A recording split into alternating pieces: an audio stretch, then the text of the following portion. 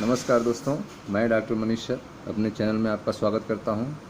आइए दोस्तों देखते हैं चैप्टर 6 का अगला क्वेश्चन एक्सरसाइज का। पिछले वीडियो में हमने एक्सरसाइज का क्वेश्चन नंबर 18 तक बता दिया था आपको। आइए देखते हैं क्वेश्चन नंबर 19। ध्यान समझिएगा।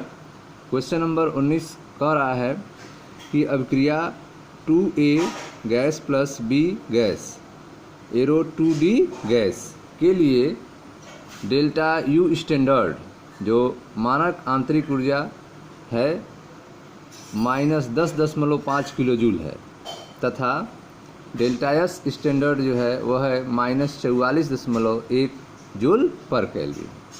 अभिक्रिया के लिए मानक गिब्स ऊर्जा परिवर्तन की गणना कीजिए और बताइए कि क्या अभिक्रिया स्वतः प्रवर्तित हो सकती है कि नहीं। ठीक है, तो यह आपका एक समीकरण दिया गया है, अभिक्रिया दिया गया है 2A + B एरो 2D। इसके लिए आंतरिक ऊर्जा परिवर्तन का मानक अवस्था मान दिया है -10.5 किलो जूल और एंट्रापी परिवर्तन का मानक अवस्था में मान दिया गया है डेल्टा एस स्टैंडर्ड का मान दिया गया है -44.1 जूल पर केल्विन। आपको मानक गिब्स ऊर्जा परिवर्तन की गणना करना है। तो आइए देखते हैं इस क्वेश्चन को कैसे सॉल्व करेंगे। ध्यान समझिएगा। क्वेश्चन नंबर 19, तो 2A gas plus B gas arrow 2D gas यह समीकरण दिया था। प्रश्न में आंतरिक ऊर्जा परिवर्तन का स्टैंडर्ड मान जो दिया है -10.5 किलो जूल है तथा एंथैल्पी परिवर्तन का जो मानक मान है वह है -44.1 जूल पर केल्विन। मानक गिब्स ऊर्जा परिवर्तन गणना करना है। तो इस समीकरण में सबसे पहले हम देखते हैं अणुओं की संख्या में परिवर्तन कितना हो रहा है। मोलों की संख्या में परिवर्तन डेल्टा एन जी बराबर NP - NR। ठीक है, प्रोडक्ट के मोल कितने हैं और माइनस रिएक्टेंट अभिकारक के मोल कितने हैं, इसका डिफरेंस देखते हैं। तो प्रोडक्ट में आप देख रहे हैं कि यहाँ पे 2 मोल है, 2 है, और रिएक्टेंट में अभिकारक में 2 यहाँ पे और 1 यहाँ पे 3 है। तो यह हो गया डेल्टा NG बराबर NP - NR। तो 2 - 3 बराबर -1। ठीक है, तो यह हो गया आपका मोलों की संख्या में जो परिवर्तन आया है वह आया है -1। अब हम फार्मूला लगाते हैं मानक एंथैल्पी परिवर्तन का। तो मानक एंथैल्पी परिवर्तन डेल्टा एच स्टैंडर्ड बराबर delta U standard plus delta N gas RT।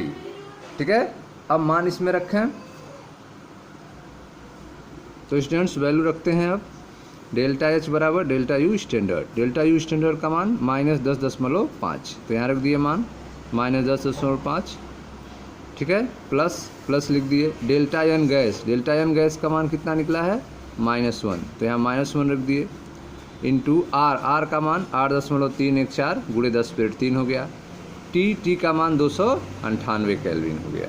ठीक, अब इसको आप सॉल्व करोगे तो यह आ जाएगा आपका -12.98 किलो जूल। तो यह मानक एंथैल्पी परिवर्तन का मान डेल्टा एच का मान है -12.98 किलो जूल। ठीक, मुक्त ऊर्जा परिवर्तन के लिए अगला समीकरण लगाते हैं। मुक्त ऊर्जा परिवर्तन के लिए गिब्स हेल्महोल्ट्ज समीकरण लगाएंगे जिसका सूत्र होता है मानक गिब्स ऊर्जा परिवर्तन डेल्टा जी स्टैंडर्ड बराबर delta H standard minus T delta S standard. ठीक है, ये आपको निकालना था। तो इससे निकालने से पहले हमको डेल्टा एच स्टैंडर्ड पता नहीं था, तो हमें पहले डेल्टा एच स्टैंडर्ड निकालना पड़ा। ठीक है, तो सबसे पहले आप डेल्टा एच स्टैंडर्ड निकाल लिए delta U plus delta N gas RT से। अब जो निकाले हैं डेल्टा एच स्टैंडर्ड यह मान जो है यहाँ पे रखेंगे -12.98 माइनस टी 298। और यह प्रश्न में एंथैल्पी परिवर्तन एंट्रोपी परिवर्तन डेल्टा एस स्टैंडर्ड का मान दिया है -44.1। तो उसको यहाँ पे रख देंगे। यह हो गया आपका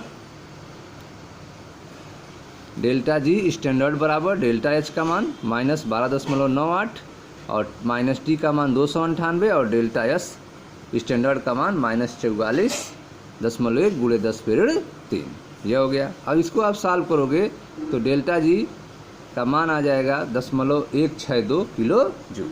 ठीक है, 0.162 किलो जूल। यहाँ पे आप देख रहे हैं कि जो डेल्टा जी स्टैंडर्ड का मान आ रहा है वो प्लस में आ रहा है, धनात्मक आ रहा है। अतः अभिक्रिया जो है स्वतः प्रवर्तित नहीं होगी। डेल्टा जी स्टैंडर्ड का मान धनात्मक है, अतः अभिक्रिया स्वतः परिवर्तित नहीं होगी। ठीक है स्टूडेंट्स, तो यह भी पूछा गया था कि गिब्स ऊर्जा परिवर्तन का स्टैंडर्ड मान कितना होगा, तो वो आया आपका 0.162 किलो जूल। और यह अभिक्रिया स्वतः होगी कि नहीं, तो यहाँ आप देख रहे हैं कि डेल्टा जी का मान धनात्मक है, डेल्टा जी का मान धनात्मक है, अतः अभिक्रिया स्वतः परिवर्तित नहीं होगी। ठीक है, यह आपका था क्वेश्चन नंबर 19। अब अगला देखते हैं, क्वेश्चन नंबर 20 आपका है 300। ठीक है, यहाँ पर दिया हुआ है 300 केल्विन है। 300 केल्विन पर एक अभिक्रिया के लिए साम स्थिरांक 10 है। ठीक है, 300 केल्विन पर अभिक्रिया के लिए साम स्थिरांक का मान 10 दिया हुआ है। मानक गिब्स ऊर्जा परिवर्तन का मान क्या होगा? आर का मान दिया है 8.314 जूल पर केल्विन पर मोल। ठीक है, तो मानक गिब्स ऊर्जा परिवर्तन के यहाँ सूत्र लगाते हैं। यहाँ आप सूत्र अप्लाई करेंगे, डेल्टा जी स्टैंडर्ड बराबर -2.303 RT लाख बेस 10 के। ठीक है, यह हो गया डेल्टा जी स्टैंडर्ड बराबर -2.303 RT लाख के। मान रखें डेल्टा जी स्टैंडर्ड बराबर -2.303 आर का मान 8.314 और टी का मान प्रश्न में दिया है 300 केल्विन, लाख 10 और के का मान दिया है 10।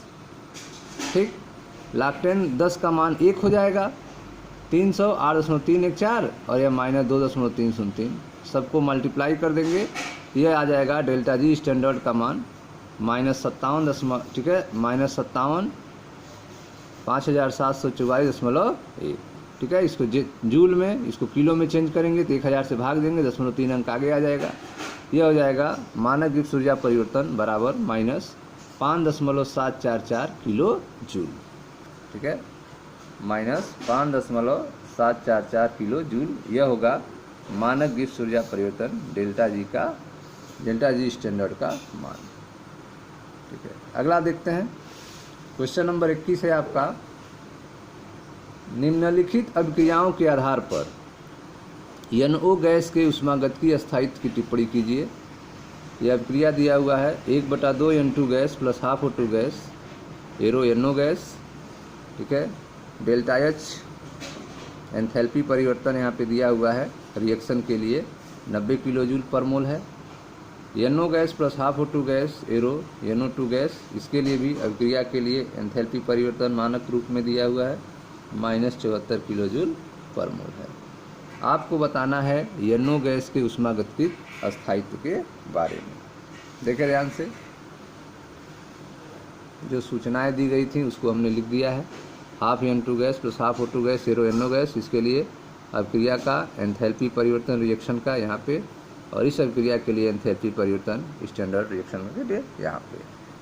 अब यहाँ पे देखें ध्यान से, प्रथम जो अभिक्रिया का एंथैल्पी परिवर्तन है मानक अवस्था में वह पॉजिटिव में है, लेकिन दूसरा जो अभिक्रिया है इसमें अभिक्रिया के लिए मानक एंथैल्पी परिवर्तन का मान जो है वह निगेटिव में है, ऋणात्मक है।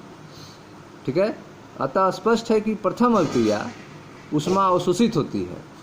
प्रथम अभिक्रिया में ऊष्मा क्या होती है? अवशोषित होती है, क्योंकि डेल्टा HR स्टैंडर्ड का मान पॉजिटिव है। अतः स्पष्ट है कि प्रथम अभिक्रिया ऊष्मा अवशोषित होती है, अर्थात NO गैस का बनना एक ऊष्मा शोषी अभिक्रिया है। पहली अभिक्रिया में NO गैस का बनना क्या है? एक ऊष्मा शोषी अभिक्रिया है।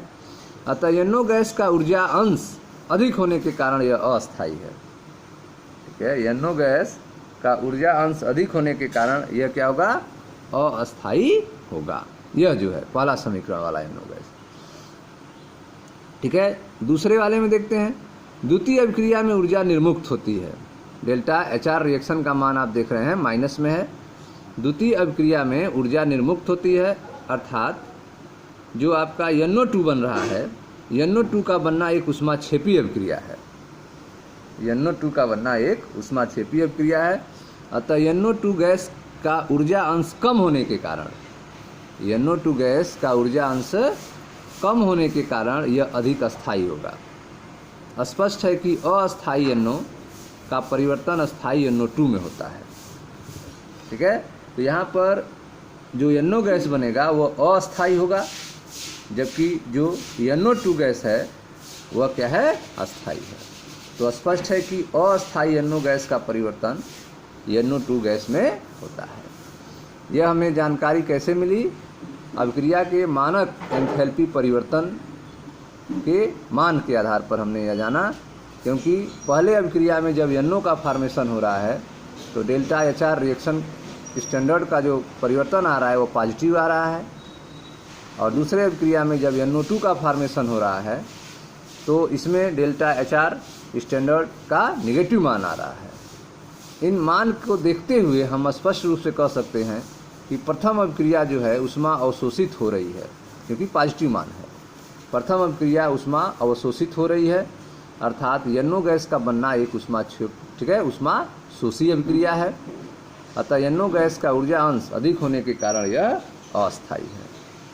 जबकि द्वितीय अभिक्रिया में ऊर्जा निर्मुक्त होती है, ऊर्जा रिलीज होती है, अर्थात NO2 गैस का बनना एक ऊष्मा क्षेपी अभिक्रिया है।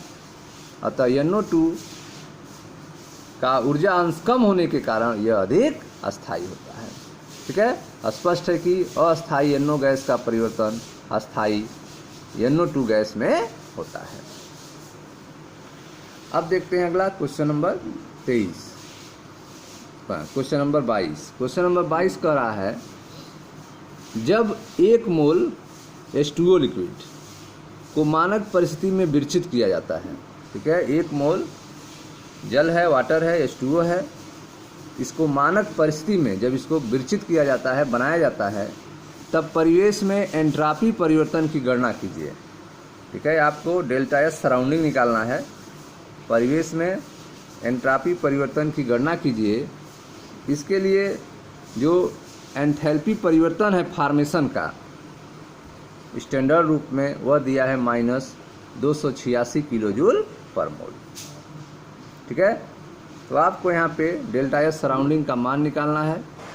H2O लिक्विड का मान 1 मोल दिया हुआ है, मानक परिस्थिति में तैयार करना है इसको। इसके लिए डेल्टा HF स्टैंडर्ड का मान दिया है -286 किलोजूल पर मोल।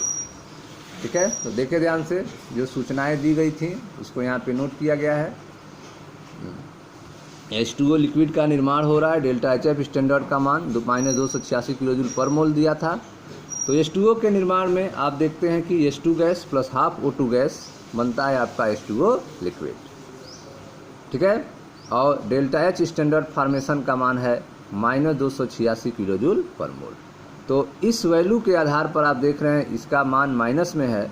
स्पष्ट है कि H2O का बनना एक ऊष्माक्षेपी प्रक्रम है। H2O का बनना जो है एक ऊष्माक्षेपी प्रक्रम है।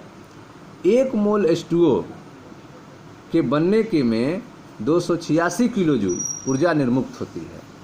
ठीक है, 1 मोल H2O के बनने में 286 किलोजूल ऊष्मा रिलीज होती है, निर्मुक्त होती है। यह ऊष्मा परिवेश द्वारा अवशोषित कर ली जाती है।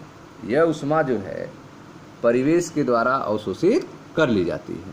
ठीक है, इस प्रकार Q सराउंडिंग क्या होगा, ऊष्मा जो परिवेश का क्या होगा, वह होगा +286 किलोजूल पर मोल। Q सराउंडिंग का मान है +286 किलोजूल पर मोल। अतः परिवेश में एंट्रापी परिवर्तन कितना होगा, तो परिवेश में एंट्रापी परिवर्तन डेल्टा S सराउंडिंग बराबर Q सराउंडिंग बटा T। ठीक है, Q सराउंडिंग बटा T। तो Q सराउंडिंग आपका निकला हुआ है 286 और T का मान 298, मानक परिस्थिति है 298। डिवाइड करेंगे तो यह हो जाएगा आपका 0.9597 किलोजूल पर केल्विन पर मोल। ठीक है,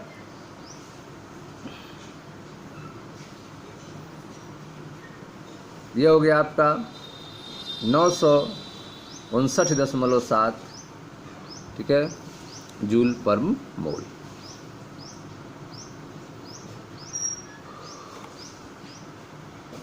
ठीक है स्टूडेंट्स, तो यह हो गया आपका 959.7 जूल पर केल्विन प्रति जूल प्रति मोल। यह मान निकल गया आपका,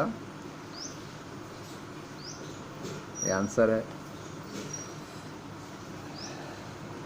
इस तरह से आपका यह चैप्टर समाप्त हो गया। मिलते हैं नेक्स्ट वीडियो में।